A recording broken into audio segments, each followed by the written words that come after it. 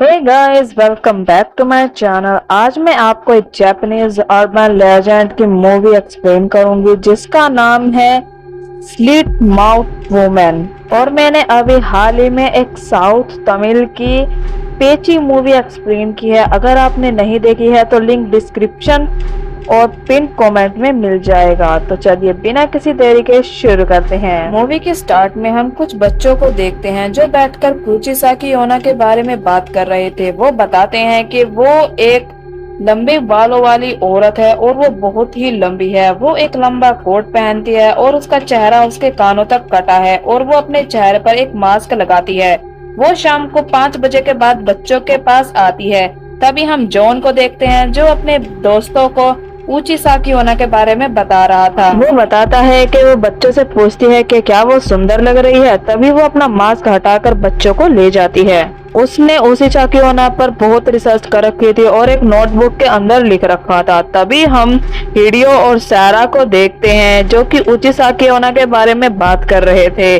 तभी हम दो लड़कियों को देखते हैं जो कि आपस में बैठकर उचिसाकी ओना के बारे में बात कर रही थी। तभी सीन शिफ्ट होता है और हम मीका और उसकी माँ मायूमी को देखते हैं। तभी मायूमी अपनी बेटी को थप्पड़ मारती है क्योंकि वो उचिसाकी ओना के बारे में बात कर रही थी और उसके मुंह पर चोट भी लग जाती है। अब सीन शिफ्ट होकर एक स्कूल पर आता है जहाँ पर हम उनके टीचर कोयोको को देखते हैं जो वहाँ बैठी हुई लड़कियों को भेज देती है। तभी वहाँ पर एक टीचर आता है जिसका नाम नोबोरू होता है। तभी वो ऊपर जाने लगती है और नोबोरू क्लास के अंदर चेक करता है। तभी उसे काचिसुकी ओना की फोटो दिखती है और तभी अर्थक्वेक आ जाता है। तभी हम देखते हैं कि वहाँ पर नोबोरू को उचिसाकी ओना की आवाज आ रही थी। तभी हम एक दरवाजे को देखते हैं जिसे कपड़े की द्वारा बंद कर रखा था। तभी वो अपनी कैंची से उस कपड़े को काट देती है। हम उन 3 बच्चों को देखते हैं जो उचिसाकी ओना को देखने के लिए पार्क आए हुए थे लेकिन वहां उन्हें कुछ नहीं मिलता। तभी उचिसाकी ओना वहां आकर एक बच्चे को पकड़ लेती है।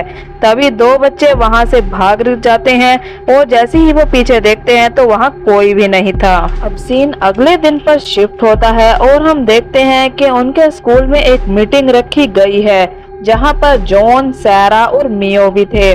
तभी वहां पर प्रिंसिपल आता है और सभी को बोलता है कि कोई भी बच्चा शाम के टाइम बाहर नहीं निकलेगा। एक स्लीट वुमेन की अफवाह फैली हुई है और अगर कोई भी बाहर जाता है तो अपने माँ बाप के साथ बाहर जाए और घर उनको उनके टीचर छोड़कर आएंगे। तभी हम देखते हैं कि क्लास रूम में सभी मियो का मजाक उड़ा रहे थे क्योंकि उसने मास्क लगा रखा था। तभी सारा वहां आती है और उसकी चोट के बारे में बताती है। तभी वहां पर कोयो आती है और उसे देखकर सभी बच्चे बैठ जाते हैं। कोयोको अपने ग्रुप के सभी बच्चों को घर छोड़ने जा रही थी। वहां पर उनके माँ बाप आकर उन्हें अपने साथ ले जाते हैं। मीका वहां रह जाती है क्योंकि उसकी मॉम नहीं आई थी। अब उसकी मॉम जैसे ही आ जाती है लेकिन वो अपनी मॉम के साथ जाने से मना कर देती है। तभी कोयोको वापस आकर बोलती है कि वो उसे शाम तक घर छोड़ देगी। तभी हम नोबोरू को देखते हैं जो वापस आ रहा था और उसे वहां पर उचिसाकी ओना की आवाज आती है जिसका वो पीछा करने लगता है। तभी सीन शिफ्ट होकर मायूमी पर जाता है और तभी मीका पर फोकस करता है। मीका उसे अपनी बॉडी पर लगी हुई चोटें दिखाती है जो उसकी माँ की वजह से लगी थी। वो बोलती है कि मुझे अपनी माँ से नफरत है। तभी कोयोको उसको गुस्सा करती है और वो वहां से गुस्सा होकर भाग जाती है। कोयोको उसका पीछा करने लगती है लेकिन वो एक गली में भाग जाती है। वो भी उसका पीछा कर रही थी। वो देखती है कि उचिसाकी ओना ने उसे पकड़ रखा था। तभी उचिसाकी ओना अपना फेस से मास्क हटाती है और वो उसे देखकर वहां पर दंग हो जाती है क्योंकि उसने पहली बार ऐसा देखा था। उचिसाकी ओना मीका को उसके सामने वहां से ले जाती है और वो कुछ भी नहीं कर पाती। तभी पुलिस वहां आकर सीज कर देती है और कोयोको से बात करने लगती है। तभी वहां पर मियाका की माँ आ जाती है। तभी हम वहां पर एक टीचर नोबोरू को देखते हैं जो कि उचिसाकी ओना की आवाज को फॉलो करते हुए वहां पहुंच गया था। अब तभी सीन रात पर शिफ्ट होता है और हम देखते हैं कि कोयोको अपने एक्स हस्बैंड को फोन करती है और उससे अपनी बेटी से बात करने के लिए कहती है लेकिन वो उसकी बात नहीं करवाता क्योंकि उसकी बेटी उससे ज्यादा अपने पिता से ज्यादा प्यार करती थी, क्योंकि वो उसको बचपन में मारा पीटा करती थी। तभी हमें एक ड्रीम दिखाया जाता है जहां पर उचिसा की ओना कोयोको की बेटी को ले जा रही थी। तभी वो उठ जाती है। हम देखते हैं कि मियामी बहुत टेंशन में होती है क्योंकि उसकी बेटी किडनैप हो चुकी है। तभी हम देखते हैं कि पुलिस बताती है कि एक औरत उचिसा की ओना के भेष में सभी को किडनैप कर रही है। अब न्यूज में बताते हैं कि उचिसा की ओना एक रेड रूफ के घर में रहती है। तभी वहां पर सैरा के पिता आते हैं और उसे किडनैपिंग के पर्चे दिखाते हैं। वहां पर वो तीनों भी आती हैं जो मीका को परेशान कर रही थी और वो उसकी हेल्प करने के लिए बोलती हैं। सैरा खुश होती है। देखते हैं कोयोको को कुछ टाइम के लिए सस्पेंड कर दिया है और तभी वहां पर नोबोरू आता है जो उसे ना चाहते हुए भी कुछ बताना चाहता था। तभी वो उसे एक फोटो देता है जिस पर कोई और नहीं जब बल्कि काची सोकियोना ही थी। तभी उसे काचिसो की ओना की आवाज आती है और वो भागकर गाड़ी में जाने लगता है। तभी कोयोको भी उसकी गाड़ी में बैठ जाती है और उसे कहती है कि जब तक तुम मुझे सच नहीं बताओगे मैं कहीं नहीं जाऊंगी। तभी वो गाड़ी चलाते हुए उस आवाज का पीछा करने लगता है। वो बताता है कि उसे एक औरत की आवाज अपने दिमाग में आती है और वो उसका पीछा करते हुए वहीं पहुंच जाता है जहां पर बच्चे किडनैप होते थे।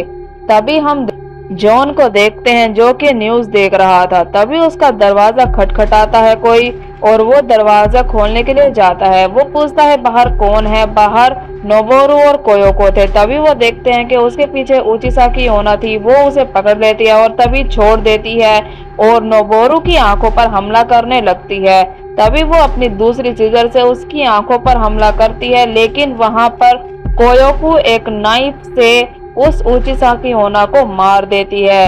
तभी नोबोरू बच जाता है और उचिसा की ओना मर जाती है। वो जॉन के पास जाता है और कोयोको देखती है कि उसने जिसको मारा है वो उचिसा की ओना नहीं बल्कि वही उन दो लड़कियों की मॉम थी जिसे हमने स्टार्टिंग में देखा था, जिसका नाम काजुको योशिदा था। अब कोयोको और नोरुबो उसके घर पर मीका को ढूंढने के लिए जाते हैं। वो जॉन को गाड़ी में ही छोड़ देते हैं। जॉन उन्हें अपने रिसर्च वाली डायरी देता है और वो उसके घर में जाकर देखते हैं तो उसे वहां पर वो दो लड़कियां दिखती हैं और वो वहां से वापस आ जाते हैं और सोचते हैं कि उन्होंने उसकी माँ को मार डाला है। अब नोबोरू बताता है कि उचिसा की ओना कोई और नहीं मेरी मोम है जो कि हमें बचपन में बहुत मारा पीटा करती थी। अब एक दिन वो गायब हो गई थी, जिसके जाने के बाद से उचिसा की ओना की अफवाहें बहुत फैलने लगी। तो ऐसा लगता है कि वो बच्चों की मां को पजेस कर लेती है, जिस वजह से वो बच्चों को किडनैप करके उन्हें मार देती है। तभी उसे उचिसा की ओना की आवाज आने लगती है और वो गाड़ी में बैठकर कोयोको के साथ वहां पर जाने लगता है। तभी हम सैरा को देखते हैं जो अपनी माँ के साथ पार्क में पोस्टर लगा रही थी। तभी उसकी माँ की तबीयत खराब होने लगती है और उसके हाथ से पोस्टर गिर जाते हैं।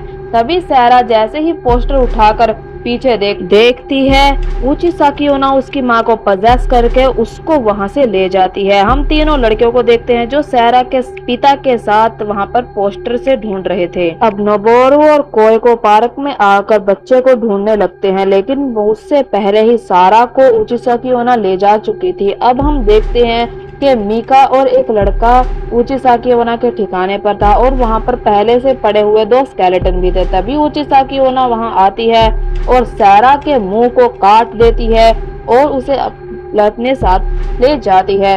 तभी मीका अपना हाथ किसी प्लेट से खुलवाने लगती है।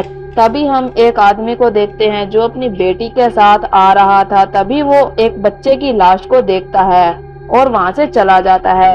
हम मियामी के घर को देखते हैं जहां पर पुलिस उसके फोन को ट्रैक कर रही थी। तभी वो उनसे उस लड़के के बारे में पूछती है और वो कहते हैं कि वो उसकी इन्वेस्टिगेशन कर रहे हैं। तभी वो बहाना बनाकर बाहर घूमने चली जाती है ताकि मीका को ढूंढ सके। तभी हम देखते हैं कि हार्डी 3 बच्चों के साथ आ रहा था। तभी उन्हें वहां पर एक लड़की दिखती है जो सोचते हैं कि वो मीका है, लेकिन वो सैरा होती है जिसका मुंह बहुत बुरी तरह कटा हुआ था। पहले जॉन से पूछताछ करने लगते हैं और वो उनसे बात करने लगता है। तभी हम देखते हैं कि कोयोको और नोबोरू को पुलिस रोक लेती है। नोबोरू उन्हें अपना ड्राइविंग लाइसेंस दिखाता है और कोयोको उससे सारा के बारे में पूछती है। पुलिस उसे बताती है कि वो बहुत बुरी हालत में है लेकिन वो बच जाएगी। तभी हम देखते हैं कि नोबोरू जॉन की बुक पढ़ने लगता है जिसमें उचिसाकी ओना के ऊपर रिसर्च किया गया था। जॉन बताता है कि उचिसाकी ओना को मारा नहीं जाता और वो एक लाल रंग की छत वाले घर में रहती है। तभी नोबोरू को याद आता है कि उसके घर की छत लाल है और वो वहां पर पहुंच जाता है। अब मियामी अपनी बेटी मीका को ढूंढने के लिए घर के पास जाती है। वहां पर एक बच्ची उसे बताती है कि उचिसाकी ओना एक लाल छत वाले घर में रहती है और हम देखते हैं कि नोबोरू और कोयोको भी उस जगह पर पहुंचने वाले होते हैं। वो उस घर के बाहर पहुंच जाते हैं और हम देखते हैं कि मीका रस्सी काटते हुए सो जाती है। तभी वो दोनों उस घर के अंदर जाकर देखने लगते हैं लेकिन उन्हें वहां पर कुछ नहीं मिलता।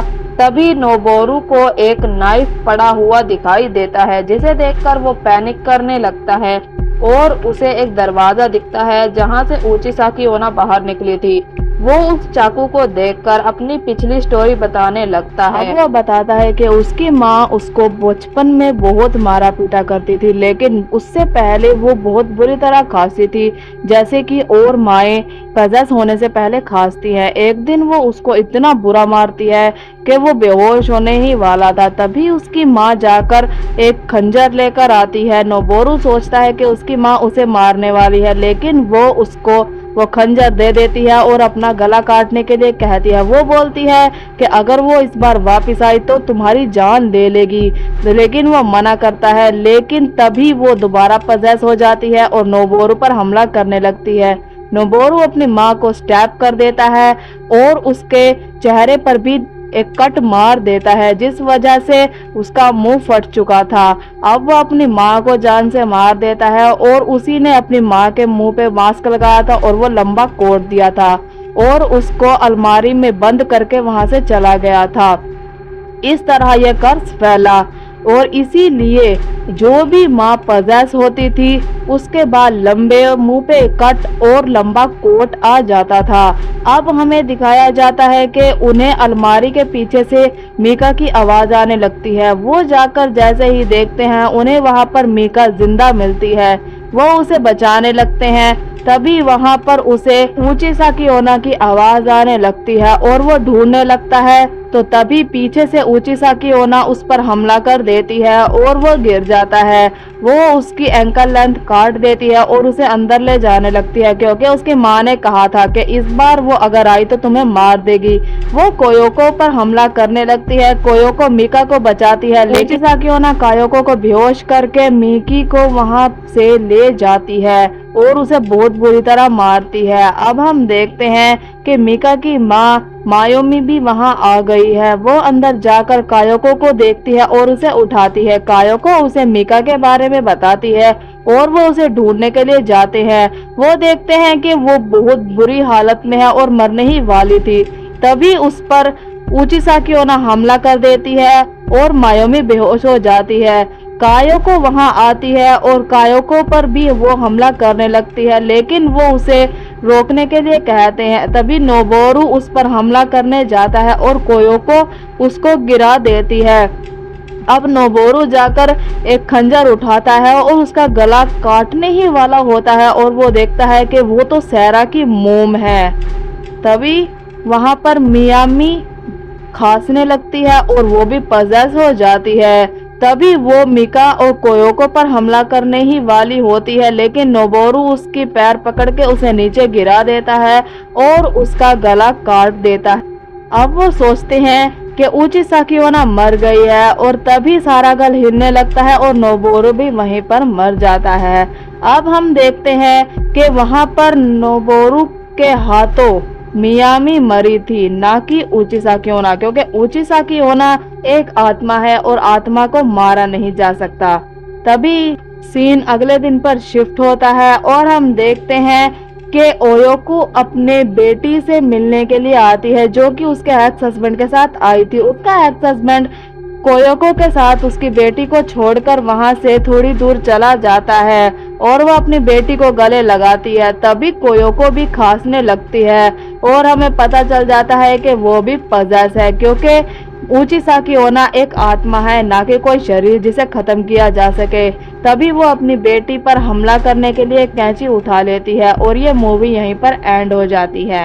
अब ये मूवी आपको कैसी लगी मुझे कमेंट में जरूर बताएं और मेरे चैनल को लाइक, सब्सक्राइब और शेयर करें। Thank you.